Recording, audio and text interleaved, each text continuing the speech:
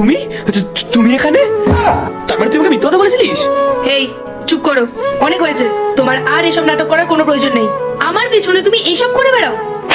আরে বেবি, আমরা তো প্র্যাঙ্ক করছিলাম। হ্যাঁ হ্যাঁ, হ্যাঁ, হ্যাঁ, আমরা প্র্যাঙ্ক করছিলাম। এই বসে বসে বসে, এই দেখো এই দেখো, আমরা তো এরকম ভাবে বসে, ওই যে ক্যামেরা, এই না না ওখানে না, এই যে ক্যামেরা। আমরা তো এরকম প্র্যাঙ্ক সবসময় করি, রাস্তায় করি, বাড়িতে করি, তাই না তাই না? হ্যাঁ, তোমাকে বোকা বানানোর জন্য। এই দেখো, তুমি যত পারলে না, বলেছিলাম না অত। ব্যাস, অনেক হয়েছে। দাঁড়াও, আমি পুলিশকে কল করছি। পুলিশ এখানে এসে তোমাকে আর তোমার এই সো কল ফ্রেন্ডকে এখান থেকে তুলে নিয়ে যাবে। Baby, police?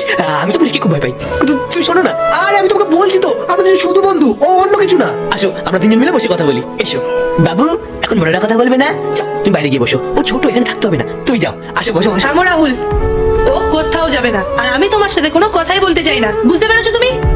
আর এই যে তুমি, তোমার লজ্জা করে না? একজন বিবাহিত পুরুষের সাথে তুমি এই সমস্ত করছো? দাঁড়াও, তোমাকেও এসব বলে কোনো লাভ নেই। আমি পুলিশকেই কল করি, পুলিশ এসে যা বলার বলবে। পুলিশ? আমি কিচ্ছু করিনি, তুমি বিশ্বাস করো। ও আমাকে ডাকতো, আমি তাই আসতাম। আমি বাকি কিচ্ছু করিনি। তোমরা তোমাদেরটা বুঝে নাও, আমি এখান থেকে চলে যাচ্ছি। আরে মেঘা, মেঘা যা, ও তোমাকে ছেড়ে চলে গেল? ও তো নাকি তোমাকে খুব ভালোবাসতো। পায়েল, তুমি আমার কথা বিশ্বাস করো? ও সম্পূর্ণ মিথ্যা কথা বলে চলে গেল। আরে ও তো আমাকে হরদম ডিস্টার্ব করতে থাকতো। আমি তো তোমাকেই ভালোবাসি মন থেকে। আর আমার মেয়ে ঋতিকাকে। মা ঋতিকা, আমি তোমাকে খুব বকাবকি করেছি। বাবা এরকম আর কোনোদিনও করবে না। এই দেখো আমি কান্দাচ্ছি, উঠ বস। 1 2, এটা কি পেছনে? হয়েছে রাহুল, অনেক তো হলো, এবার থামো। এত নাটক করারও কোনো প্রয়োজন নেই, কারণ তোমার এই সমস্ত ড্রামা না, সবকিছু আমি নিজের চোখে দেখেছি। আর হ্যাঁ, আমার এই ফোনে আমি সব রেকর্ড করেছি, সব প্রুফ আছে আমার কাছে। পায়েল, তুমি আমাকে ক্ষমা করে দাও। আমি আর কখনো এরকম করবো না। আমাকে একটা সুযোগ দাও। শোনা, তুমি তো তোমার মাকে বোঝাও না।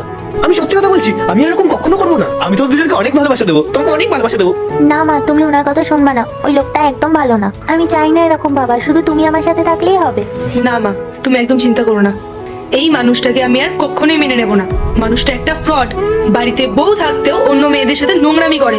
রাহুল, কি করিনি আমি তোমার জন্য?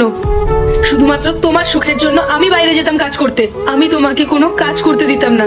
আর তুমি কি করলে? তুমি আমাকেই চিট করলে, তাও আবার আমারই বাড়িতে। তোমার এতটুকুও লজ্জা লাগলো না? ও, আর এরপরে কি হয় সেটা দেখার আগে মায়ের কাছে 10 টাকা চাইলে 20 টাকা দেয়, একটা রুটি চাইলে 2টা রুটি দেয়। সেই মাকে যদি ভালোবেসে থাকো তাহলে ভিডিওটিতে লাইক করে চ্যানেলটি সাবস্ক্রাইব করো আর কমেন্টে আই লাভ ইউ মা লেখো। কি যেন বলছিলে তোমার ওই গার্লফ্রেন্ডকে, যে আমাকে ডিভোর্স দিয়ে আমার প্রপার্টি সব নিয়ে তুমি ওর সাথে থাকবে? হে বাবা, বোঝে না, ওটা তো প্র্যাঙ্ক ছিল। আবার এই একই নাটক করছো? আরে, আমার এই ফোনে যে ভিডিওটা আছে না, সেটা যদি আমি একবার পুলিশকে দেখাই, তাহলে তোমাকে সারাটা জীবন জেলে কাটাতে হবে। আর আমি